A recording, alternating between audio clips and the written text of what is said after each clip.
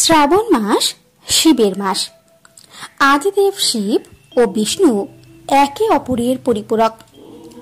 শ্রাবণ মাসে লাখ লাখ ধর্মপ্রাণ মানুষ মহাদেবের আরাধনায় রত হন। আষাঢ় মাসে সংক্রান্তির পর শ্রাবণ মাস শুরু হয় এবং এই শ্রাবণ মাসে দেবাদিদেবের পূজার জন্য ভক্তরা নানাবিধ উপায় নানাবিধ কাজ করে রাখেন দেবাদিদেবকে প্রসন্ন করবার জন্য।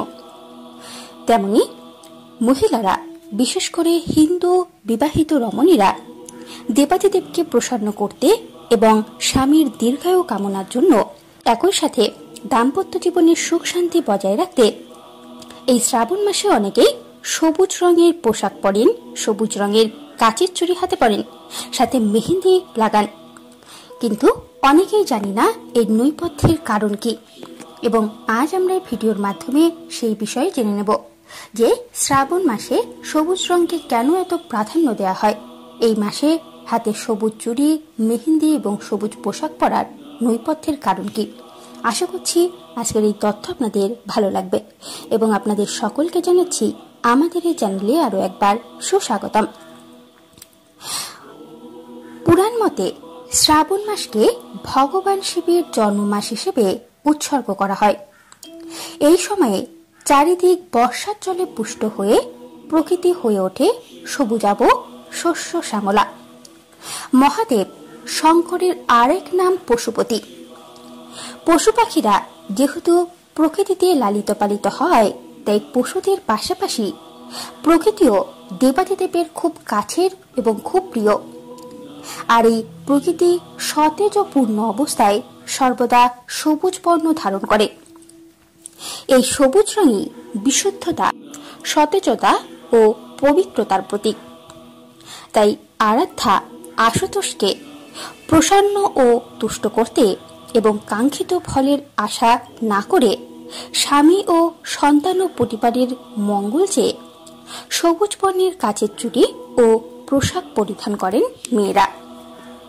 এছাড়াও যেহেতু এই শ্রাবণ মাসে ভগবান শিব এবং দেবী পার্বতীর প্রেমের সম্পর্কের উদযাপনের মাস হিসেবে পালন করা হয় এবং প্রকৃতি মা দেবী পার্বতীরই অপর এক রূপ, তাই এই শ্রাবণ মাস এবং সবুজতা উভয়ই দেবাদিদেবের অত্যন্তই প্রিয়।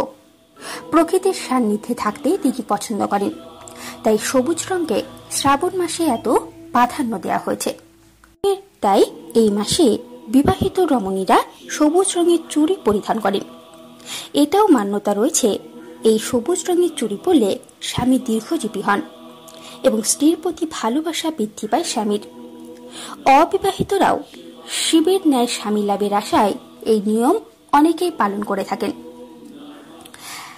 এছাড়াও সবুজ রং ইতিবাচক শক্তির প্রতিফলন ঘটাতে সাহায্য করে, এমনটাই মনে করেন বাস্তু বিশেষজ্ঞরা।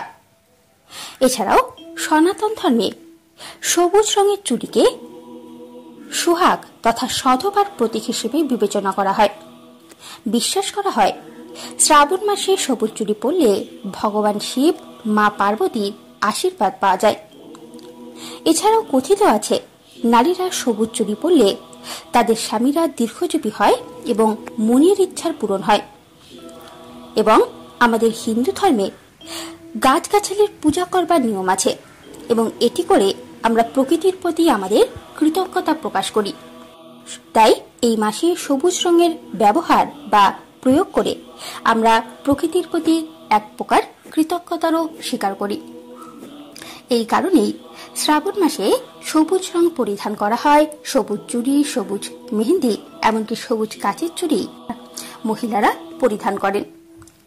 বন্ধুরা, আশা করছি আজকের এই তথ্য জেনে আপনারা সমৃদ্ধ হয়েছেন এবং আপনারাও আপনাদের স্বামীর দীর্ঘায়ু কামনা এবং আপনাদের দাম্পত্য জীবনের সুখের করতে স্বামীর ভালোবাসা পেতে অবশ্যই এই শ্রাবণ মাসে যত বেশি পারবেন সবুজ রঙের ব্যবহার করুন, সবুজ রঙের পোশাক পরুন, মেহেন্দি পরুন এবং এই শ্রাবণ মাসে অবশ্যই চেষ্টা করবেন সোলার শৃঙ্গার করে থাকতে মহিলারা।